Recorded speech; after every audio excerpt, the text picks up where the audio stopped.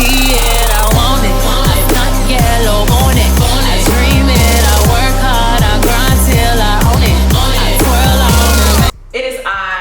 It is me, the absolute most hated, the coldest and the hottest, the one and only. I am Niq Critiq. Welcome back to my channel. Thank you so much for tuning into the Niq Critiq. Today's album is from one of my favorite rappers. He's been one of my favorite rappers since I was 14. I am now 23. None other than Big Sean and his latest album, Detroit 2. So let's get into it. Detroit 2 is the second installment of the Detroit series. He dropped Detroit 1 back in 2012 and is one of my favorite mixtapes ever. He did incorporate some of the same features from Detroit 1 onto Detroit 2, such as the long track list and the skits as well, because I know he had skits from Common and Snoop Dogg and maybe one or two others, if I'm not mistaken, as well on the older one. And this one he had Stevie Wonder. I love Stevie Wonder. Erykah Badu. And who else? Dave Chappelle. I'm not gonna do this track by track because it was too damn long. Any album with 15 songs, y'all know I don't rock with it. It pisses me off. So that's why I'm not gonna do this track by track. Honestly, it wasn't even that long because we had the 3 breaks, which were the skits, and then we had that 9-minute cypher that I'm never gonna listen to again. So technically it wasn't that long. So he has the intro, Why Would I Stop? And it didn't really set the tone for the album for me. It was really, I feel like he could have gone harder with that. I wasn't excited for the album at all once I heard the intro, and it had a weird transition to the second song, which was entitled Lucky Me. Sean always has these nice beats. They kind of feel kind of like airy or eerie, mysterious in a way. It's given really urban horror film. Well, actually, that's like 3 6 Mafia. But he don't sound like 3 6 Mafia. So, I don't know how to put it, but it's like his beats, they really sound like a dark cloud is over you when you listening to them. But yeah, he usually has nice beats, like a little airy, weird sound, like on Wolves. And then he'll give you a hit like Body Language, which is, the beat sounds similar to Play No Games to me.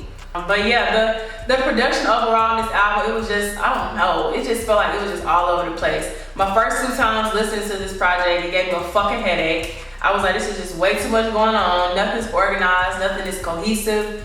It's like, what the fuck? Like, what am I listening to? But eventually it sounded much better. This is a project that definitely sounds better in the vehicle. You know, if I'm just sitting around not doing shit at all, I'm probably not gonna be enthused to listen to this. But if I'm like driving around, focused on the road, or you know, cussing people out on the road at that, then I would be more inclined to listen to this album.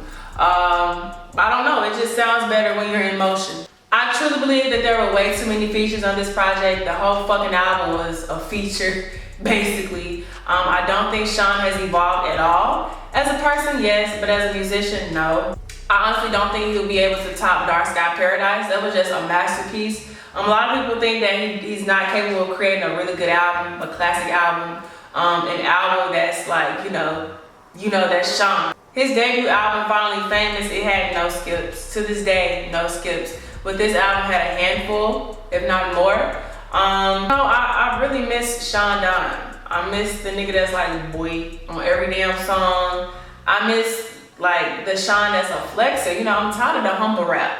You know, this isn't new for him though. You know, it's not new for him to do this, but like, I don't know, it's never been this excessive. Comment below if you feel the same way. I just really feel like it's never been this excessive. I've never just been this unenthused to listen to a Big Sean album. The only skips on this album were the baddest, depending on my mood. The second half of Lucky Me. I love the Dawn Life. Love that song. I'm gonna get into that in a minute. Body Language, just a hit. I wasn't really a fan of Tom In. I don't know why he has Janae on here twice. I get it, that's your girl, but like, I just didn't get that. Zen the fuck out. Ooh. Zen the fuck out. It's lit. It's lit. Ooh, it's lit. But yeah, I like that song too. But yeah, he just had so many damn features. We had Nipsey, God rest his soul. Then we had the 3 features. We had the 9-minute ass cypher. And then we had, who else was out here? Anderson .Paak, and then Dom Kennedy. It was just so much going on. Like, what the fuck was this, honestly? But going back to Dom Life, that was a song that didn't need Lil Wayne. That beat fucking fired. I think that, matter of fact, I don't think anything. I know that's my favorite track off this entire project. It was just super dope. It just made me happy. It made me, you know, feeling like illumination. Yeah, that sample was just fucking sick. From the little bass breakdown, and then you mix it in with the classic iconic Human Nature tune. Like, just chef kiss. Like, who thought of that? But yeah, all of the samples on this project that were sick. I really enjoyed them. I could tell that, you know, Big Sean, he loves samples, and he does really well with samples on his songs. But none of these songs on this album connected at all. It was like all over the fucking place to me. It just, I told you, it gave me a headache my first 2 times listening. You know, when Detroit 2 came out, I wasn't, you know, I was excited, but I didn't immediately just rush to it. And I did give it a few hours. I literally slept on it, woke up, started working, gave it a few more hours, and then I started listening to the album, you know. It was no cohesion, there was no organization. This album was equivalent to rearranging all those alphabet magnets on your grandma's refrigerator, and you're trying to make a sentence, and you're missing like 4 words. You know, I hope that's a perfect analogy, but that's the best way that I could put this entire album. I really want Big Sean to start rapping like he's the shit. I'm tired of the humble rap. At this point, like, you 10 years in the game, you don't need to be humble no more. Like, that shit's dead. If I wanted to hear some humble shit, I would go listen to somebody more conscious, like Kendrick or J. Cole or some shit. I've always liked Big Sean because he knew when to dib and dab into that, and he knew when not to. But now it's like he don't know when not to, you know? When I first heard Paradise, I was like, oh my God, like, this nigga here, like, woo.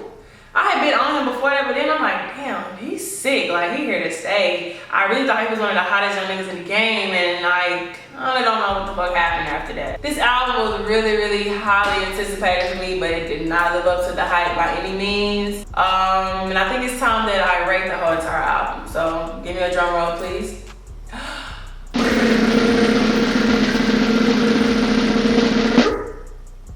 I'm gonna give this album a 5 out of 10. That's not a 10. 5 out of 10. Yeah, I basically just gave you all my entire thoughts on this project. I kept this video kind of short and sweet because I didn't have many thoughts for this project. I'm just ready for Sean to try something new. I don't know what more Big Sean can do at this point. His career is definitely not over by any means. I just don't know like what he can do at this point. Like, I asked my Instagram followers what they thought about Detroit 2, and this is what they had to say.